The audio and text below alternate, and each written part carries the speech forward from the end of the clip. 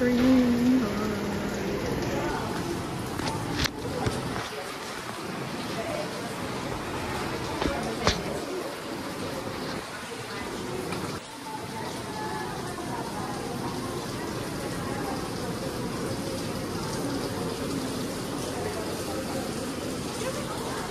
Oo nga, paglabas ko.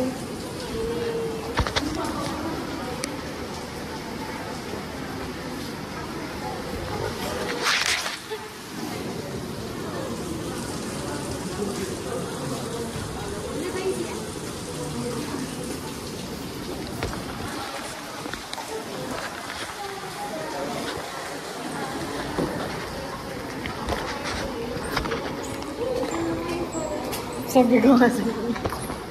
Ay, sa akin dala. Isusot sila ng first plate. Isusot sila ng guide. Para sa...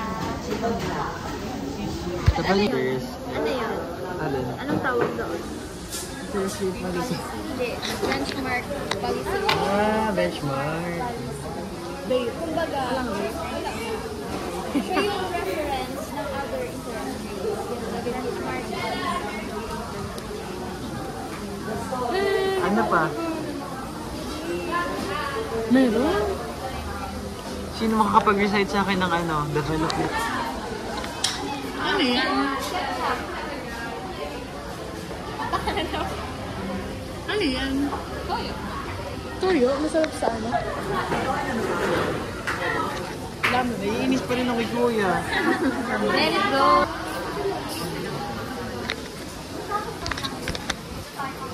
Ano nga bagsak ako? No! Ako lang. Hindi nga yun. Antay sabihin. Yung mga classes ng assets? Pili ko naman yung mag-enumerate, sir. Hindi ko magano siya, multiple choice, tapos... Tapos computation, essay. Essay ko! Hindi man palagi yung ginagawa niya. Baka mag-portfolio construction tayo, feeling mo. Ano yung best sa isang moderate? Kunyari, college student. Hindi man? Ay, hindi ko dun sa module 5. Andun pa naman ang asset allocation. Module 5? Oh, girl! Asset allocation. Asan yung cellphone ko? Hello! O, ano yung... Why are you scaring me? Kanina to? Saan ka namuha, no? Inggit. Ano yung ba yung kaya? Magkakamali ka dito ba? Bakit? Diba? Dito, dito. Pwede na natin dito. Dito lang. Kasi it's 1 over 3. Ilaan mo na divide mo na sa so, so 6. Order naman yun.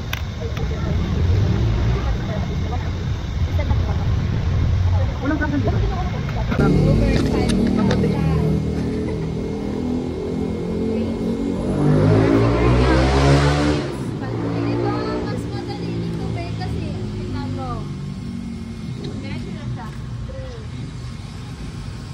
Pero tinitrick siya. Minus.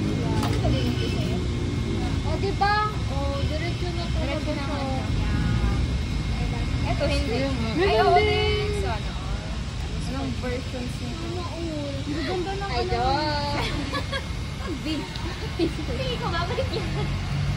Yung ano naman ang cash flow. Risky, equip, potential return. Yun yung backlog. Risky investment, risky investment. Kuha mo na. Next, sige lang. Which of the following is a risk associated with investing? A. Guaranteed capital increase. Ano ba? Which of the following is a risk associated with investing? A. Guaranteed capital increase. B. Possible loss of principal. C. Fixed and predictable return. D. Repeat. A person placing funds in Pag-ibig MP2 for steady returns is likely seeking A. Short-term liquidity. B. Long-term capital growth. C. Stable income and low risk. B. Stable income and low risk. Ako B. B ako. B. Kaming answer. 3. C. Stable income? C. Stable income and low risk. In your favorite Income yun? Tsaka di ba 5 years pa yun? Hindi siya certain kasi 5 years bago mag-aaral. Oo, maganda. Kasi may Ang baba man lang ng income? Wait, magkano mo for stable pa rin? Pero lang, pero siya. 240 mag-aaral ulit? Oo, 240. Mag-alarm na ako. Statement is, which statement about diversification is true? A. It reduces all kinds of risk completely. B. It eliminates the need for risk management. C. It spreads risk across different asset types. C. Ano? C. In portfolio management, a portfolio refers to A. Only stocks an investor owns. B. A collection of different investments managed together. C. The cash reserve of an investor. B. Which Filipino investment vehicle is considered low risk? A. Cryptocurrency. B. Real estate flipping. C. Government bonds. D. penny stocks. C. C. Perfect. A 25-year-old investor aiming for long-term growth should primarily invest in A. Bonds and time deposits. B. Saving accounts. C. Equities and REITs. Ano yun? A 25-year-old investor aiming for long-term growth should primarily invest in A. Bonds and time deposit. B. Savings account. C. Equities and REITs. 1. C. Ano sagot niya? A. A. Ano yung A? Bonds and time deposit. Kaya borderland to. Tapos nag-negative na. Short term? Long term. No. Short term yung bonds. Ano ba? Hindi ba ba? Ano? Safe daw. Stable. Bonds. Short term Yeah. and long term government bonds. Term deposit. May short-term din kasing time deposit. Yeah. Ako na yung talaga? JC. Mabayan mo na. A? Ala, baka Sarap lang mali. pala. C.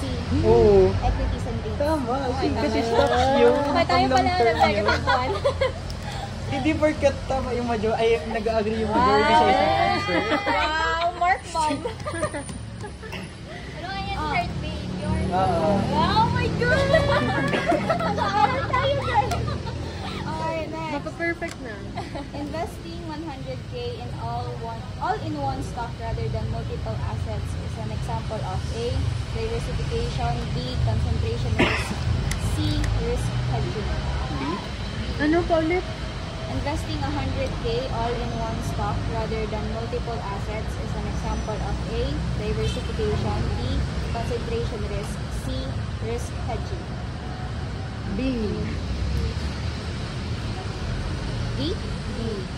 D. What if, answeran muna natin bago tayo mag-check ng answer? Oo nga, go. Dahil Mahirap parang lang. naawa na ako sa kamay ni Jane.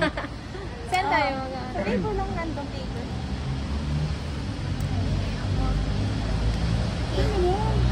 Okay, simulat. One, number Okay ka, one. tiga ba? Sige, let's start. Ito ba, may ano? Ayan. Ako din ko. Hindi ka sasabay? Hindi na sagutan. Ay, Gawa. Uy, ano lang naman to? Module 1 pa lang. Okay. Start. Sabi ka. Ano siya? Number one. Okay, number ano na? An investor chooses UITFs for convenience and professional management. This is an example of A. Passive investing. B. Active investing. C. Day trading. Or D. Speculative investing.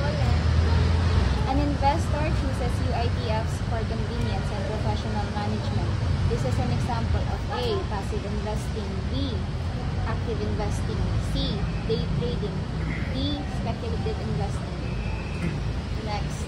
Which of the following best explains why savings earn less than investments?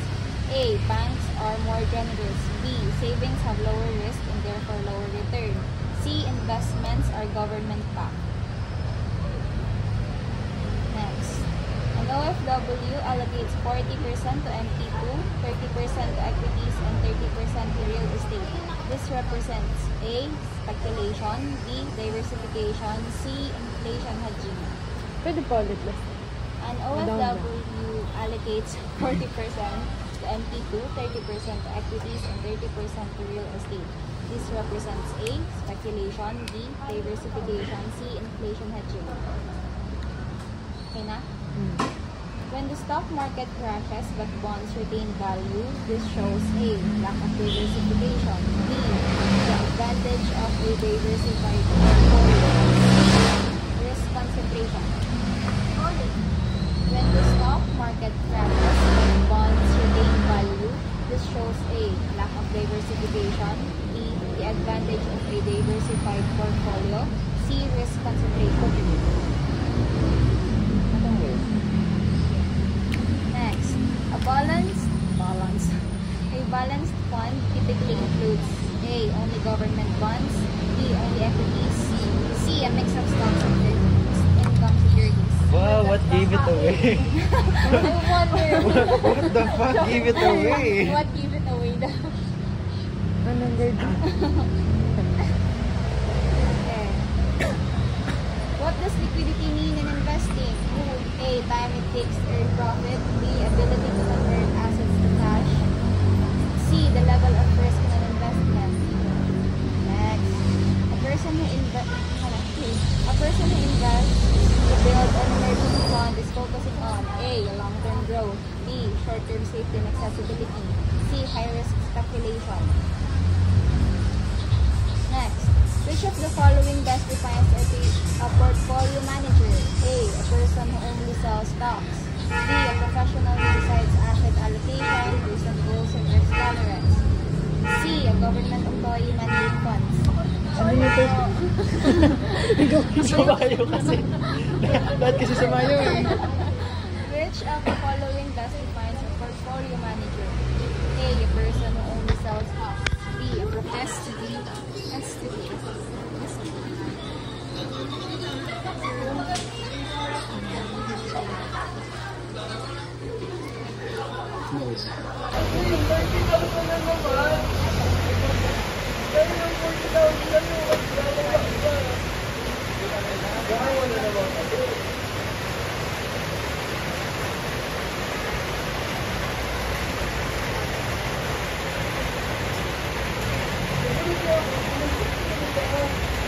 Hindi sila.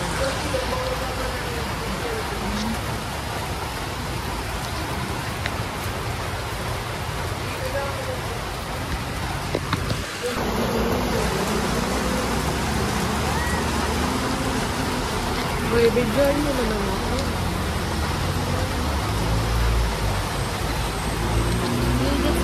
Pagod na. Never back down, never back.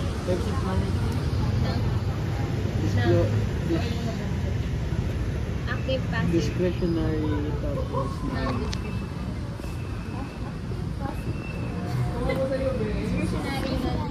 Korean. Ayun na. Nararado sila. So, welcome to Food Park! Vlogger na siya.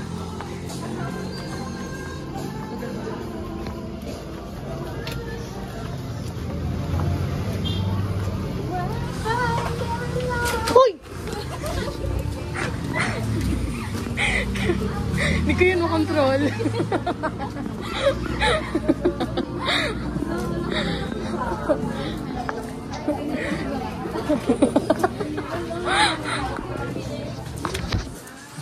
Hindi ako yun.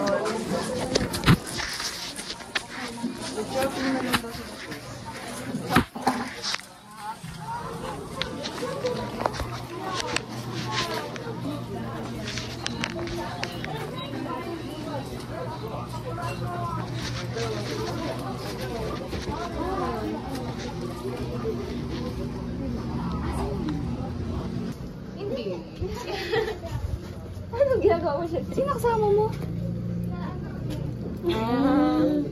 Andyan din sila.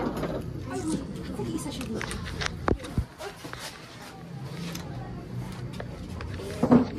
Ano sa inyo? Kayo ka naman kapal. Hindi ko.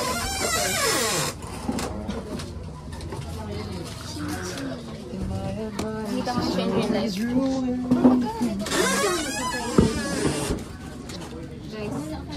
Nakalagay na yan sa recommendation sa baba. 130. 24, sayang. 25. That's 69. That's 62. 160. Para 13.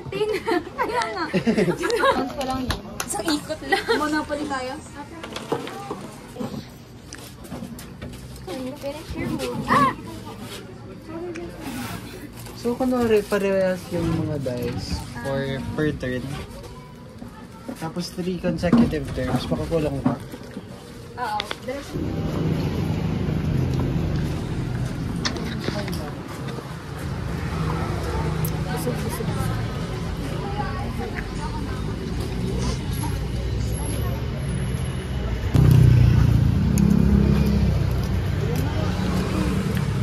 Inform nyo sa IBM.